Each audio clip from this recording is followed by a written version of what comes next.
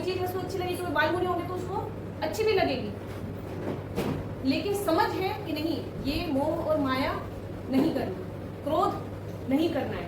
तो समझ अत्यंत जरूरी है। जो बेसिक, किसने गाली बकी और आपको गुस्सा आया, तुम्हें कोई प्रश्न का जवाब दो कि जो गुस्सा आया वो उसने गाली दी इसलिए गुस्सा आया, गुस्सा क्यों आया? आपने उसको फील किया है, मतलब उसने गाली दी आपको इसलिए गुस्सा आया कि आपने गाली ली इसलिए गुस्सा आया? गाली दी, उसने गाली दी, हम भी दे रहे हैं गुस्सा नहीं कर सकते। नहीं, मतलब इसका मतलब तो यही हुआ कि जो आपको लेना है वही आप लोगे, आपको जो लेना है वही आप लोगे, क्योंकि दे तो हम भी रहे हैं कुछ ना कुछ तो, लेकिन आपको नहीं चाहिए तो आप नहीं ले रहे हो। तो मतलब यही हुआ ना कि आपने गाली ली इसलिए, ये समझ लो। ये क्या है? ये समझ है कि सामने वाला कुछ नहीं करे, मुझे नहीं चाहिए। बुद्ध भगवान एक रास्ते से दूसरे रास्ते जा रहे, एक गांव से दूसरे गांव जा रहे हैं। अब उनके मानने वाले भक्तगण बहुत थे उस गांव में, जिस गांव में रुके थे उस गांव में, तो उनको आहार पानी का बहुत उन्होंने आग्रह किया गांव वालों ने। तो बुद्ध ने सोचा कि ठीक है चलो यहाँ पर थोड़ा, उनके शिष्य को बोला कि हम यहाँ आहार पानी थोड़ा ग्रहण कर लेते हैं। अब गांव वाले इतने भक्तिवंत थे ना, इतना सारा बनाया, जैसे कोई गुजरात बिहार वाला कोई होगा, इतनी सारी रसोई, इतनी आइटम, जैसे हम हमारे पात्र में देखते हैं तो हमको लग रहा है कि हम क्या वर्षित का ब्यास न कर रहे हैं। सच बता रही हूँ, ये फैक्ट है। हमको ये लग रहा है कि हम क्या वर्षित का ब्यास न करें। मतलब आपके घर पे एक सब्जी बनती होगी, हमारे पात्र में 6 सब्जियां आती है। आपके घर पे एक मिठाई बनती होगी, हमारे पात्र में 4-5 मिठाइयाँ होती है। ये भक्तिवंत है, तो उनको भी कोई ऐसा भक्तिवंत गांव मिला होगा जो इतने सारे 32 पकवान करके रख दिए। लेकिन बुद्ध भगवान को क्या करना था? जितना उनको चाहिए था उतना ग्रहण किया और बाकी का वहां आगे गांव में चले गए। अब दूसरा जो गांव था ना, वो उनका विरोधी था। वो जैसे ही एंटर करे ना गांव में, इतने सब अपशब्द बोलने लगे, कोई गालियां बोलने लगा, ना सुन सके वैसे शब्द का प्रयोग किया सबने। वो बुद्ध भगवान कुछ नहीं बोल रहे, बिल्कुल मौन है। उनके शिष्य ने बोला कि भगवान आप कुछ जवाब क्यों नहीं दे रहे हो, कोई प्रतिकार क्यों नहीं कर रहे हो? बोले इतने अपशब्द बोल रहे हैं तो आप ऐसे ही चुपचाप आप बैठे हो यहाँ पर। तो बोले कि एक बात का मैं जवाब दे, पिछले गांव में जब इतने 32 पकवान हमको दिए थे, हमने क्या किया? सारे के सारे खाए क्या?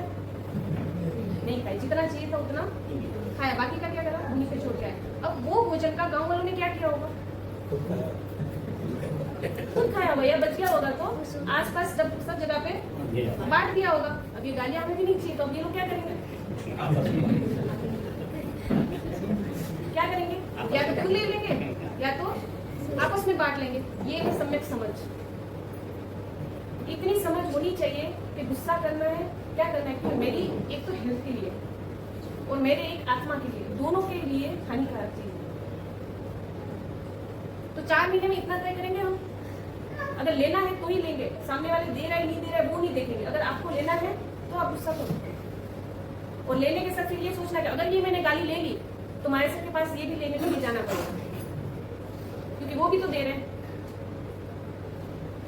तो सम्यक समझ। और हाँ, बात चल रही थी कि आपको लग रहा है कि संयम जीवन बहुत कठिन है, पैदल चलना, विहार करना, भोजली पानी की ठीक है, गुजरात में नहीं गया तो ठीक है, बाकी कहीं पे तो केवल रोटी और पानी। हम हिमाचल गए अभी, केवल रोटी और पानी, कभी चावल मिल गए तो चावल मिल गए, नहीं तो सत्तू का पानी, सत्तू और पानी मिक्स करके और वो वापर लिए। तो संयम जीवन कैसा है? कठिन है। मैं ये कहती हूँ कि उससे कठिन ज्यादा मुझे संसार लगता है। आप जहां पर भी हो, अभी जिस भी पोजीशन में हो, आप अपने आप अंदर भी सोच लो कि जहां थे और यहाँ तक आए, वो जो सफर है, क्या कठिनाई नहीं आई होगी? कितने को झेला होगा, कितनी सुनी होगी, कहाँ थे, कितना परिश्रम किया होगा। कहीं ऐसा होगा कि दोपहर का खाना छूट गए, यहाँ से वहां, घर से ऑफिस तक जाना पड़ा, परिवार में इतना समय नहीं दे पाए, बच्चों को इतना समय नहीं दे पाए। अगर दुकान और ऑफिस में इतना व्यस्त हो गए कि बच्चे कब बड़े हो गए वो भी पता नहीं चला। और फिर भी इतना करने के बाद भी संसार कैसा? असार। संसार में क्या है? केवल और केवल स्वार्थ, केवल और केवल स्वार्थ, बस। उसके अलावा कुछ भी नहीं है संसार में। फिर भी संसार कैसा? आपकी लेंगे, आपकी व्याख्या, आपकी डेफिनेशन चाहिए। मैं तो बोलूंगी संसार असार। संसार कैसा? ये तो मेरी डेफिनेशन है। संसार में फिर भी क्या लग रहा है? सार दिखता है। इसी पे तो हम बैठे हो ना, ये तो दिख रहा है। फिर भी हमको संसार अच्छा लग रहा है।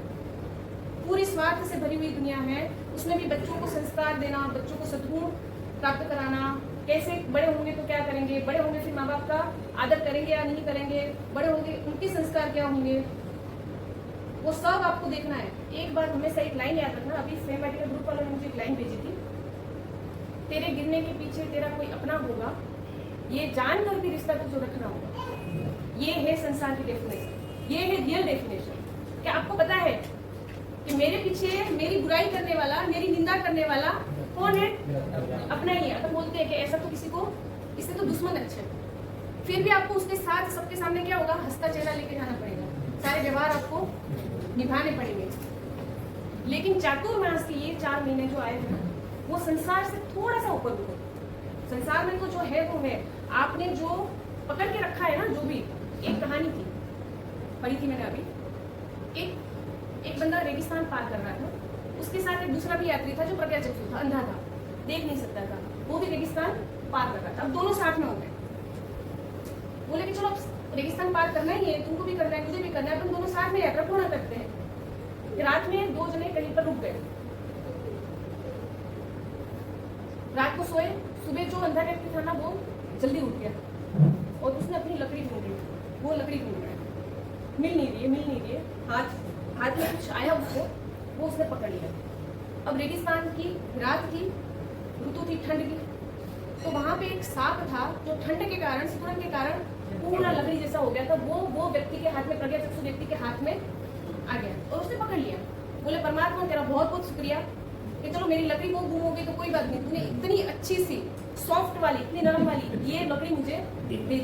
और सुबह हुई और वो लकड़ी से वो पास वाले जो दोस्त थे ना, उसको ऐसे करके उठाया कि चलो सुबह हो गई, आगे निकलना है। वो जो दूसरा उसका दोस्त था ना, वो जैसे ही उठा और देखा उसने, बोले ये क्या पकड़ के रखा है, इसको छोड़ जल्दी, ये हानिकारक है तेरे लिए। तो बोले क्यों, क्या हुआ? तो बोले ये तूने पकड़ के जो रखा है ना वो सांप है। तो बोले अच्छा, मतलब मैं देख नहीं सकता हूँ, मतलब ये